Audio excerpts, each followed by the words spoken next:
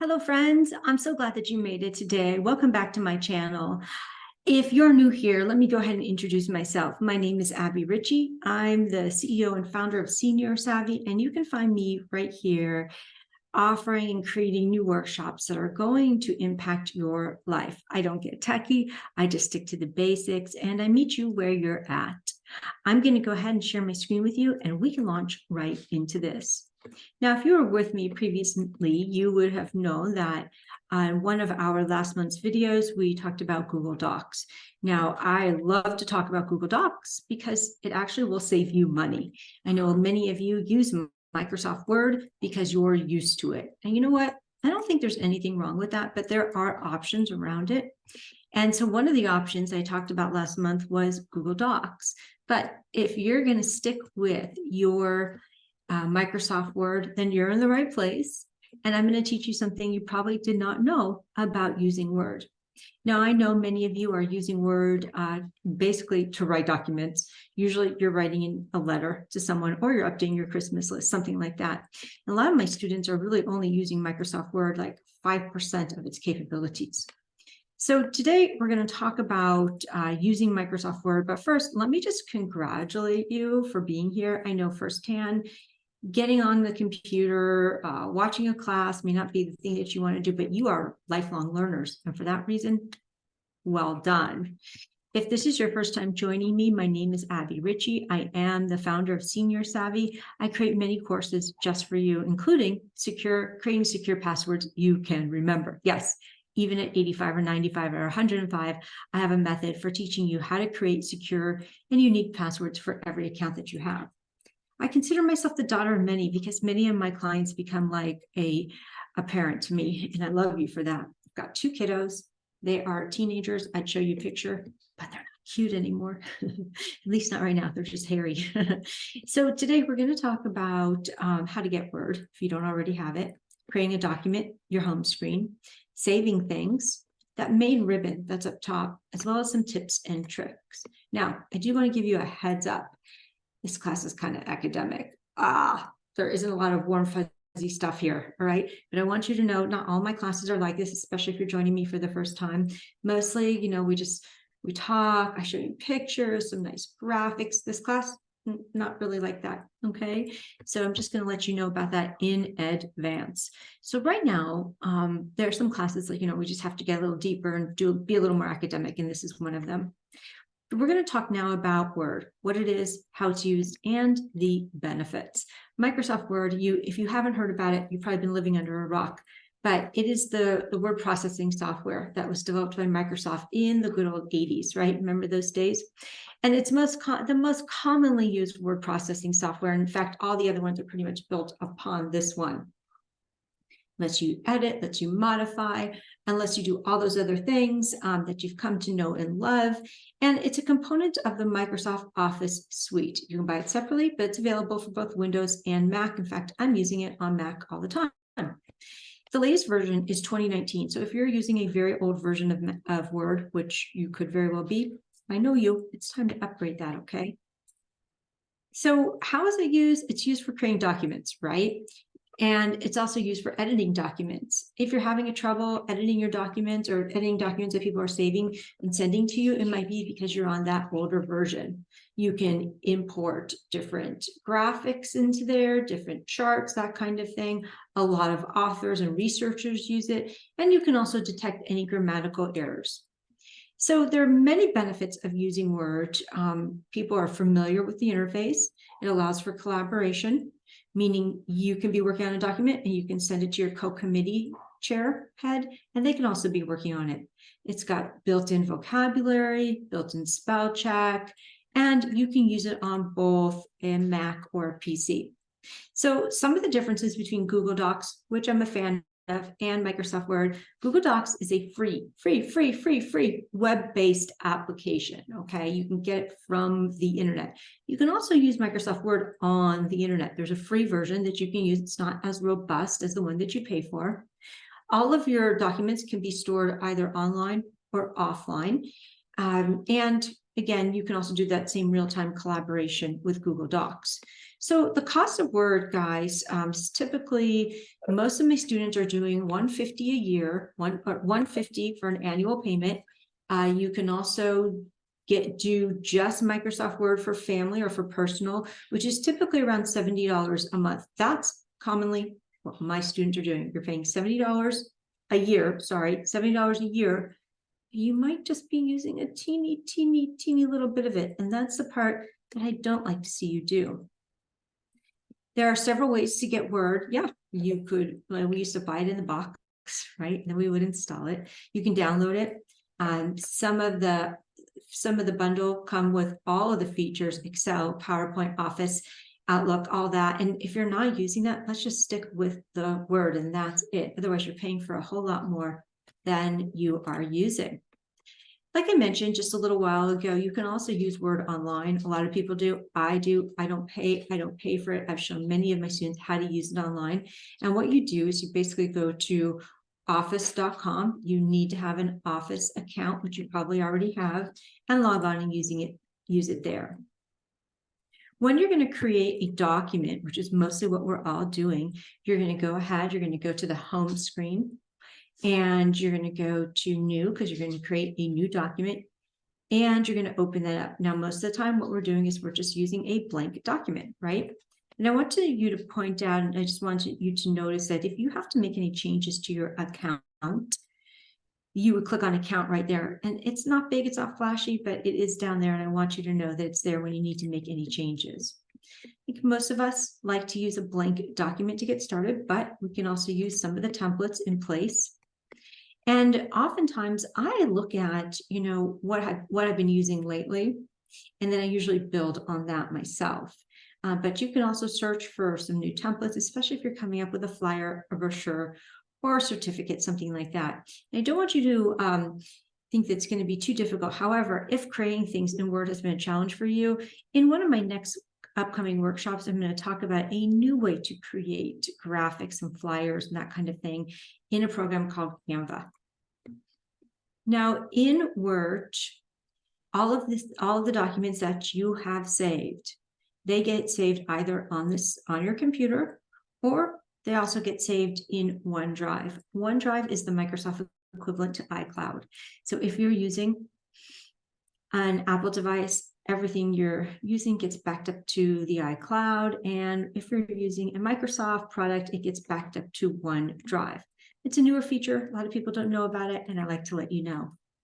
One of the nice things about Microsoft Word is that it's automatically saving things for you. You don't have to get paranoid and think, oh my gosh, I can't find it, because Microsoft Word is saving it.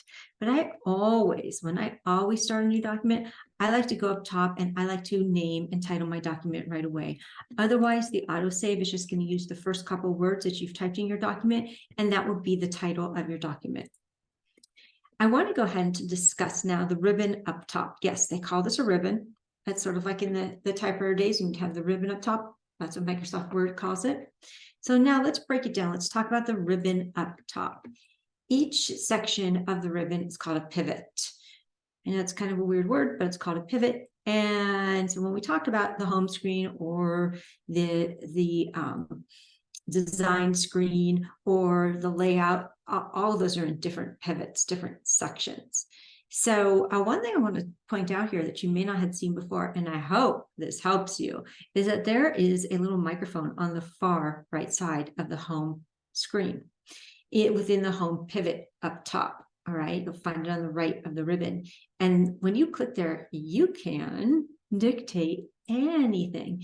And many times I use this when I just don't feel like typing. In fact, a person can talk 4 times as fast as they can type. So if you have a lot to type, then it's always a good idea to click on that dictation and start to dictate your note. Also in the home pivot, you're going to find 2 very helpful options here. Number 1 is find. Now I really want to bring your eye to this so that you know that when you're looking for something, if you can't find it, or let's just say you need to find a word in your document and update the word, maybe the committee used to be called the Garden Committee, but now it's called the Horticulture Committee. You can type in garden and it's going to search throughout the entire document, and you can update all the results from garden to horticulture all at once. Also up top of the Home Pivot tab is where you'll find styles.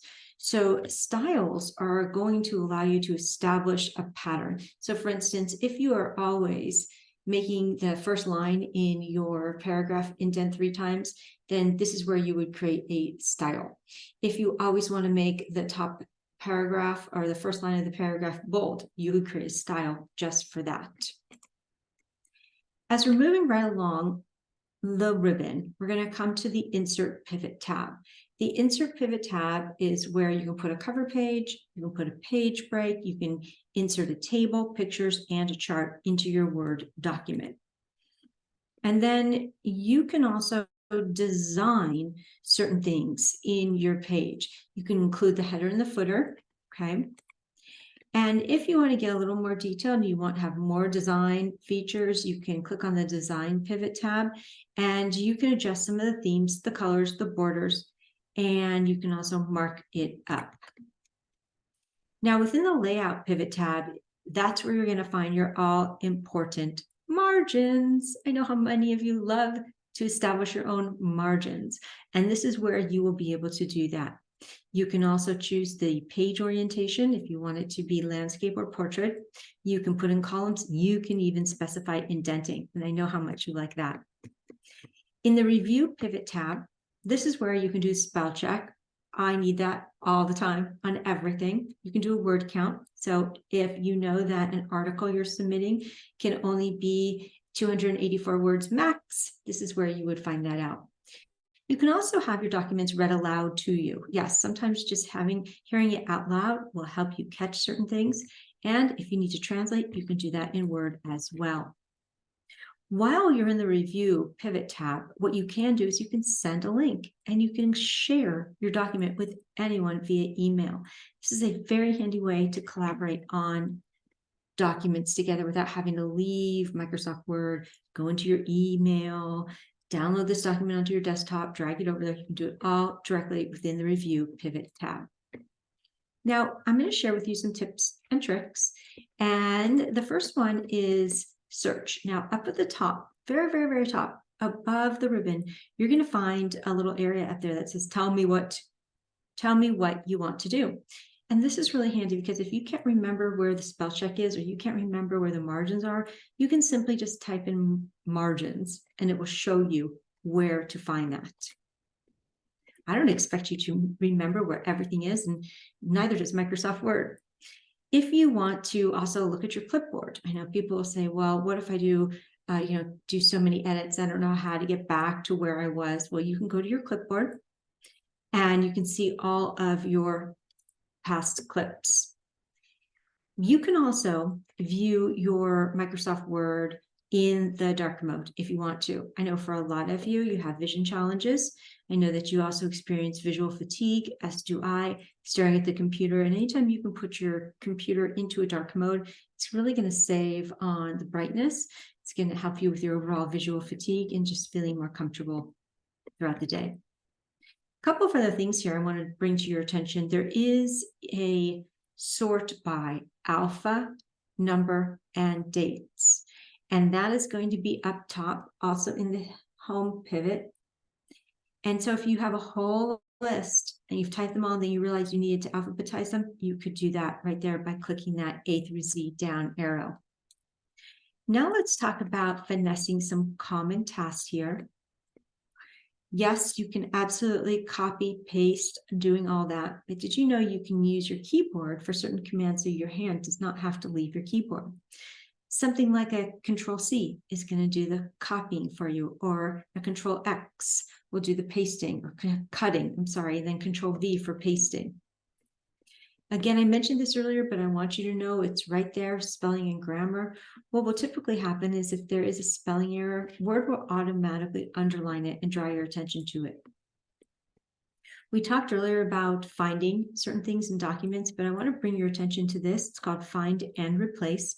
And what this allows you to do is find one word. Let's say Mrs. Jones has changed her name to Mrs. Smith, and you want to go through a 30-page manuscript and change her name. You can type in Find Mrs. Jones and replace it with Mrs. Smith, and that's exactly how you can do that. There's also the option to align and indent. So I want to just bring your attention to that. It's in the paragraph area, and you'll see that there's a little arrow in the far corner there. When you click on that, you can then align as many spaces as you want, as well as indent. Pretty cool, huh? Now let's talk about collaborating and sharing. As I know, many of you share documents, maybe with your executor, maybe with your child, and you want to share tax documents. What you can do is you can go into the icon up top that says share, it's on the right, and you can share files and documents with other people. You can also determine what you want to share, as well as if they can have editing abilities or just reading abilities. You can give them editing options. If you want them just to view the file but not make changes, you can do that as well. Okay, a couple of extras here. The first one is this. Did you know Microsoft Word has a mobile app? It's true. Even if you're on an iPad, you can use Microsoft Word. And it has exactly the same icons for bold and italicized. There's also a microphone down there at the bottom of the page, and you can use it to dictate any letters that you want. You can do this by using what's called voice typing, and I really want you guys to start using this as soon as possible, because as we age, we lose dexterity in our fingers, our eyesight starts to fail us. Good times, huh? But the sooner you start using the voice dictate, the sooner you are to continue to communicate and getting your message out. I mentioned this earlier with the margins. This tends to be one of the biggest requests I get from my students, and you can absolutely positively make some adjustments to your margins. Well, as we wrap things up here today, I just want to say thank you so much for staying with me throughout this class. I know it was kind of academic, right? Not a lot of fluff there, but lots of information, lots of things that you can learn. And I'm proud of you. I'm so, so proud of you for sticking it out and for continuing to be the lifelong learners that I love to work with. You can always find me on Facebook. And if you ever want to create secure passwords you can remember, I created a course just for you. And you can find me on YouTube as well. Additionally, anytime you need help, go ahead and reach out to us. We're real, we're live, and we are invested in helping our students learn to use technology so that you can connect with your family and friends. As we wrap up here today, guys, I just want to say thank you, thank you, thank you. I'm always here for any ideas or content or questions. Please reach out to me anytime. It's an honor to serve you. Thank you.